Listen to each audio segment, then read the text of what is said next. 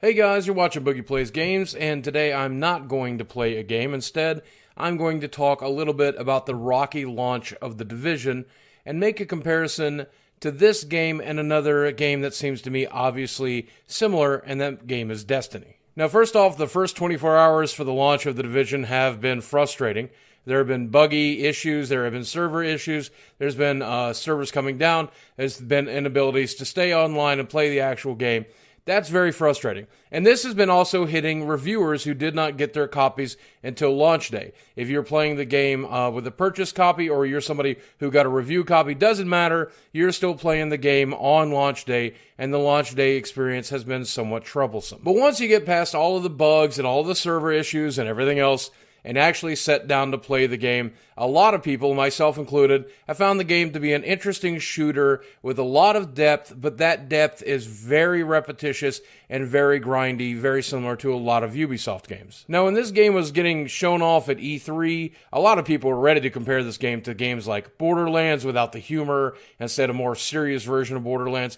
And I guess that is a fair comparison, but I think in this case it is almost a cut and paste clone of Destiny, and let me explain why. The Division and Destiny have a very singular purpose in mind, and that mind is to bring the MMO, the massively multiplayer online game, to console players. And yes, I know there's the Division for PC as well, but it looks like, as of announced today, all of the content will come early on Xbox One, as well as exclusive content coming to the Xbox One. So it's no big surprise. They're definitely favoring the consoles with this one. Now, personally, I don't know why the DLC wouldn't come to Uplay first. You guys own Uplay. It just makes sense that you would put it on your own format first to try to promote it, but hey, maybe I'm crazy. But regardless, Destiny and The Division are trying to do one singular thing. They are trying to bring the social, addictive, multiplayer experience to the consoles. The one that gripped PCs for so very long with EverQuest, with World of Warcraft. And that's what they're trying to do to us now on Xbox One and PlayStation 4. Now, obviously, these games are very different from the role-playing games that we've seen, like World of Warcraft or EverQuest or those types of games. And that is fairly simply, obviously, why. You're putting it on a completely different machine. Your target audience is on the console. And we've seen RPGs like this on the console time and time again, and we've also seen them fail every single time, often quite spectacularly bad. In order to bring that to the consoles, you have to slim down the experience. And there's a huge variety of reasons. You could say it's because of the people playing on consoles, and that's partially it. It's also the fact that they're using a controller and not a keyboard, so it's more difficult to communicate. Not everybody uses voice, whatever.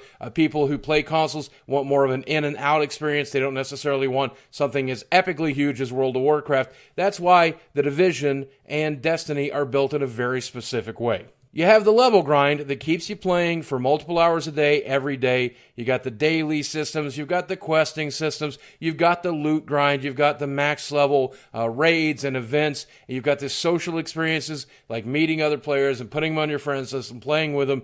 That is the target of these games, to keep you coming back every single day to play this game as often as you can. And why is that?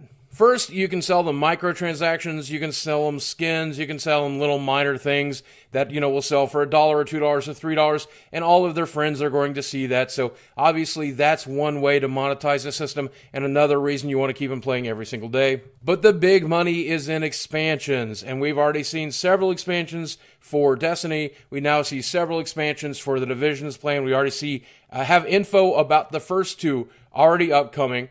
And it's obvious that if you can hook them to the basic game, you sell 1 million units, 2 million units, 5 million units, and then you convince every single one of them to buy your DLC or your expansion pack because they have to, because they're addicted to the grind, they're addicted to the game, because they love playing your game. Well, obviously, you're going to benefit greatly from that. Now, here's the thing. There is a lot of negative things to be said about The Division, and I think reviewers will eventually cover them. For the most part, I'm enjoying my experience, but I feel that it is grindy, it is fairly repetitious, that loot is few and far between. I don't know if that very much of the loot is going to turn out to be that unique or that wild, which is what I think everybody wants from a game like this. That's what people enjoy in Destiny. They want weird, bizarre guns. We want that here too, and we're just not seeing it yet. But for all intents and purposes, I really feel like The Division is going to turn out to be a much better approach at the MMO formula, the one that Destiny tried to grab and kind of got, but did not get it well enough. I mean, I'm actually getting hints of an actual story here with The Division, and I'm really enjoying that. I'm really enjoying the graphics. They are very superior. I am really enjoying the gunplay. I'm just enjoying the game overall. I'm sure that will wear out, as many people have said that it's worn out on them. As long as it's a bug-free experience that doesn't shove microtransactions down my throat, I'm probably going to enjoy this game for a good 40 or 50 hours before I move on. And who knows, I'm streaming it on Twitch. If I become addicted to this game, like I completely failed to do with Destiny, maybe this will be my new MMO grind, because it's a game that I feel like is casual hardcore or hardcore casual. I don't feel like I have to play it like I do World of Warcraft. I don't feel like I need it, at least not yet anyway, but I sure am having fun. When the bugs don't interfere, I still can't believe I stood in line for 20 minutes to use a laptop in this game. What the hell? I mean, everybody likes to make their comparison about games as well. Everybody likes to say, this game looks like this, it looks like that. It's an Assassin's Creed clone, it's a Batman clone, it's a Shadow of Mordor clone. They all look the same, and that's an easy thing to do, but each game eventually does stand on its own as a unique entity, and this is different from Destiny, and the Destiny is different from The Division. I obviously get that, and I hope that you do too. But this is a genre known as games as a service.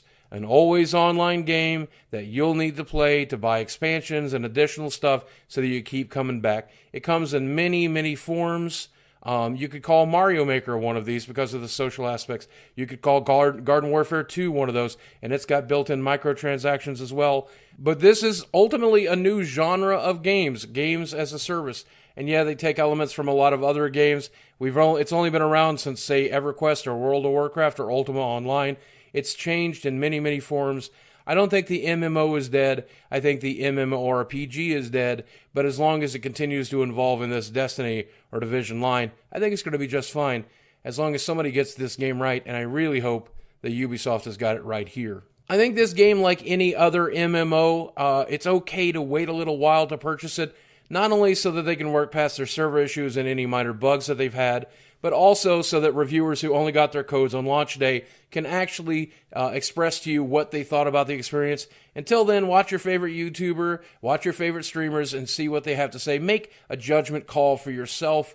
Reviews should be in eventually, though, but it's difficult to review a game like this because you have to see the highest end content and what they have there waiting for you before you can really review this type of game, and that adds a whole other layer of difficulty for consumers to protect themselves. Meanwhile, I'll be playing my review copy on Twitch every night this week. Hope you guys will stop by and check it out. I hope you enjoyed the gameplay here as well. I love you guys very much. Thanks for watching. I'll speak with you again soon.